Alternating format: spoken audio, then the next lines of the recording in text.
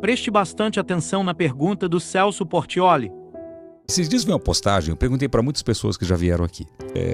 As respostas são parecidas, mas eu acho que você vai poder dar uma resposta mais completa. Um avô foi diagnosticado com câncer e o médico falou para ele: você tem 2 semanas de vida.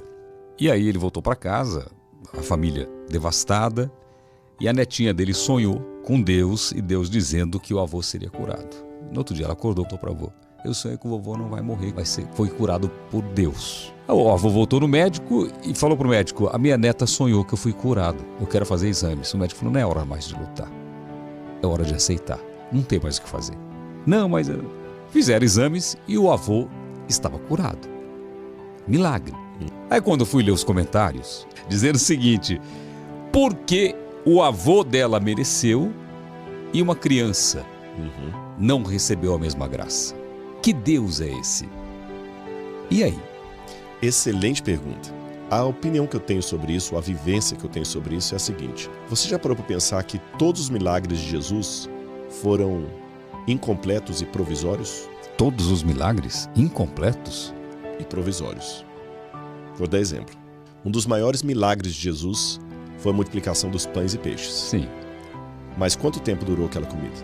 Só para aquele momento. Só para aquele momento. Foi incompleto. Ele não sanou a fome do mundo. Outra questão. Ele ressuscitou Lázaro, mas Lázaro morreu depois. Foi provisório. Todos os milagres de Jesus, eu falei, foram incompletos e provisórios. Provisórios no sentido de ele curou o aleijado, mas o aleijado depois morreu de outra doença. Ele curou o leproso, mas o leproso morreu depois de outra... O cego. Ele curou o cego, mas no outro dia ele não arrumou emprego para o cego. Lembra que o cego vivia de pedir esmola. Você viu que os milagres eram provisórios e como eu falei assim, e provisórios em que sentido? O leproso que Jesus curou, depois acabou morrendo de outra doença que Jesus não curou. Por que assim? É porque na dinâmica do grande conflito, se Deus, vou colocar as hipóteses, se Deus curasse todo mundo, não haveria necessidade do juízo final. Sim. O que é provisório se tornaria permanente. Já viu aquelas pessoas desmazeladas com casa? Muitas esposas que às vezes tem aquele marido, aquele sujeito que fala assim: amor, tá quebrando o cano ali do banheiro. Ah, eu vou arrumar, e nunca arruma. E depois faz um remendo ali. Eu vou arrumar, esse aqui é só provisório. Gambiarra definitiva. E aquela gambiarra fica definitiva. Sim. O provisório virou permanente.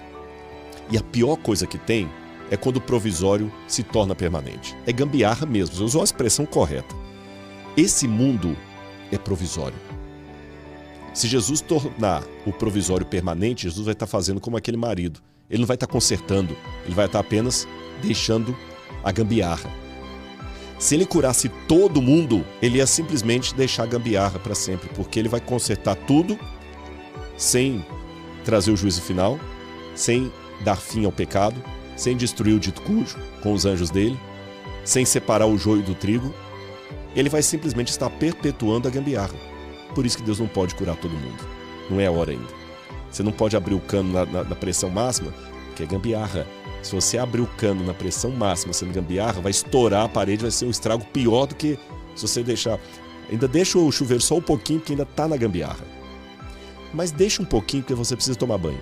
Então, da mesma maneira que Deus não podia sair curando todo mundo indistintamente, Ele também não podia deixar de curar ninguém, senão nós nos sentiríamos às cegas. Abandonados.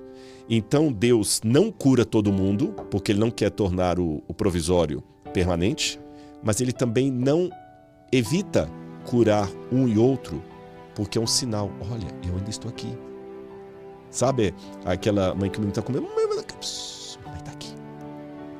Sabe, você tem sua sim. Quando é criança, não queria ficar no quarto sozinho. Exatamente isso. Pai tá aqui. Não está te vendo, mas ouviu sua voz. Você está ali.